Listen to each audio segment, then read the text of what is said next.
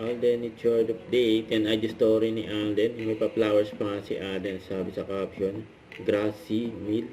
Yan, Alden Richard yun, no? Saka itong event ni Alden sa opening ng Iskabo Lini. Yan, sa Rockwell. Yan, nakasama niya dyan sila Miss Tony Gonzaga. Saka si yan, Pauline Luna. Yan si Alden, no?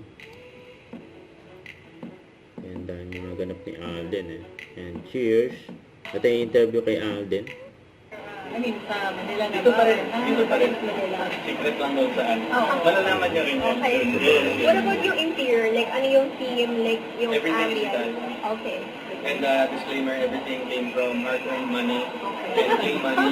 So, hindi tayo sasabit dyan. So, but yeah, I mean, ngayon nga, when the team and I, like Pat and I talk about how I wanted the new home to look like and how it's gonna be done.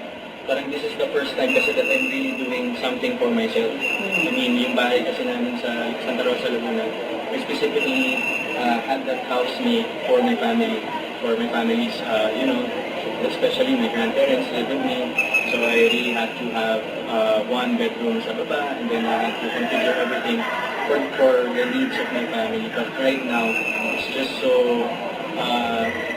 you know, rewarding, and it just feels so good to have to work on something that's for myself naman.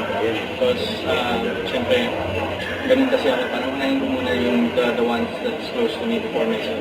But I think this is the right time for me to be able to do it for myself naman. Kaya I'm just so happy with this journey, you know, building a place that I can actually call my home.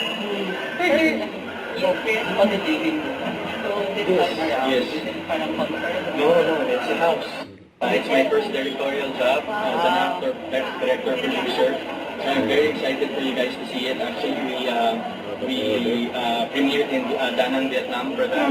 And right now, by November, it's also in competition sa Jagran Film Festival in India. So we'll go there as well, of course. So nakaka-proud lang na kahit pa paano, even though it's my first directorial job, it's being recognized globally already. And it gives me a lot of motivation to do more projects like that. Masarap mag-direct pero mahirap. Super lahat, kumusta yung feedback? Feedback sa movie dun sa abroad. Well, parang magbukas kasi itong they really appreciated it. I'm just so happy that concepts like that, I mean Filipino concepts like that, Filipino-made films like that are visually appealing to the foreign market.